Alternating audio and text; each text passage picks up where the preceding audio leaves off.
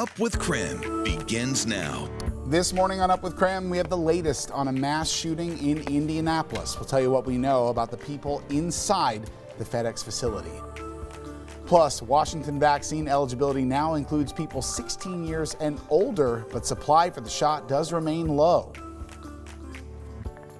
And temperatures are on the rise. We are already in the mid-40s across the inland northwest. We're talking a warm afternoon and an even warmer weekend ahead. And that warm weekend weather might make you think about Bloomsday. We'll tell you how signing up could help save you money now. But we do want to begin this morning with breaking news. At least 8 people are dead after a gunman opened fire at a Fedex facility in Indianapolis overnight. The gunman is also dead due to self-inflicted wounds. That's according to police in the area. Several other people were also injured and have been taken to the hospital. This morning we're hearing from people who witnessed the shooting. Not once did you ever think it was going to be happening in your own backyard. You know what I mean? So this is the way this is. You know, you hear about these shootings and everything. You know, of course, and you're praying for the people, you're praying for the souls of the person that did this. That committed this crime, but never once did you think it would happen in your own backyard. And when it does, it's like a wake-up call.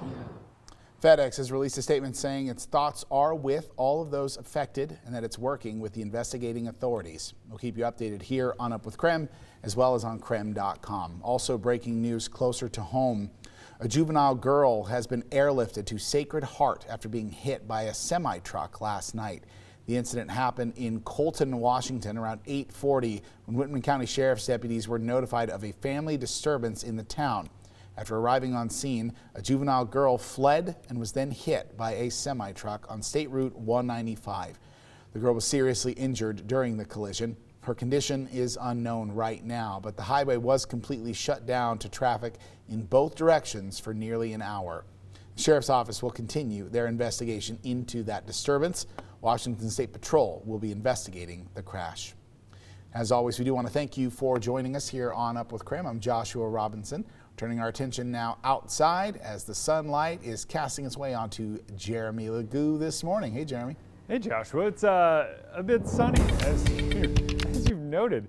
It is warm and sunny out here. It's one of those ones where we're right on the edge of possibly ditching the coat. It is 45 degrees here in Spokane with nothing but sunshine in the skies. And here we sit at 7 o'clock in the morning. It's going to be warm if we're already at 45 degrees at 7 o'clock in the morning. Already up to 37 in Coeur d'Alene, staying at 32 there in Sandpoint, but I'm telling you, your temperatures are going to be rising rather quickly as we head through the day. We do have a little bit of wind to contend with today, not near the wind we saw yesterday, which wasn't near the wind the day before, so think we just keep bumping that back. A couple of breezes out of the north is really going to be about it as we head through the day. And really, all in all, it's all about the sunshine. Another sunny day for us. So your jogging forecast, you want to get out, get ready for Bloomsday? Well, early this morning, we're in the mid-40s. By 9, we're in the 50s. By noon, we're in the 60s. By 11, we're in the 60s. By this afternoon, we're in the upper 60s. Knocking on the door of 70, but not quite getting it. You want 70? Just wait a day. By the time we get into the weekend, 70s both Saturday and Sunday. Coming up, I got your full weekend forecast. Coming up on 7:04 now, vaccine supply in Washington is still moving at a slow pace despite the expansion in eligibility. Now, the only requirement needed to get a vaccine in Washington is that you have to be 16 years or older. That means yesterday, an additional 1.5 million people became eligible in Washington state. But just because you're eligible doesn't mean there's a shot waiting for you. The Department of Health released this breakdown of the vaccine shipments coming into the state over the next few weeks. As you can see, the rollout is slowly increasing, but by a few thousand doses per week. Next week, the state is expected to receive about 365,000 doses, 210,000 of which will be Pfizer, which is the only vaccine currently available to 16 and 17-year-olds. So there are some ways you can find a vaccine appointment today. The Spokane Arena is open for appointments from 11 a.m. to 3 p.m. today and tomorrow. The site also stays open until 8 p.m. on Tuesdays and Wednesdays now for those who can't make it during the day. They're aiming to give 2,000 vaccines out per day, and the arena site is still only carrying the Moderna vaccine, which is approved for only people 18 years and older. meaning 16 and 17-year-olds cannot get vaccinated at the arena. The Washington Face Finder website has now switched over as a vaccine finder site. You can now search your zip code or county, and the site will give you a list of available vaccines nearby. You can also sign up for text notifications, and that will alert you when a vaccine is available near you. To sign up, just text or call the number you've got on your screen right now. All they need is your zip code, and you're all set. There's also a Facebook page now that you can check. Find a COVID Shot WA matches people with volunteers and prioritizes finding appointments for high-risk individuals. But the same volunteers will post links to alert group members when vaccine appointments become available.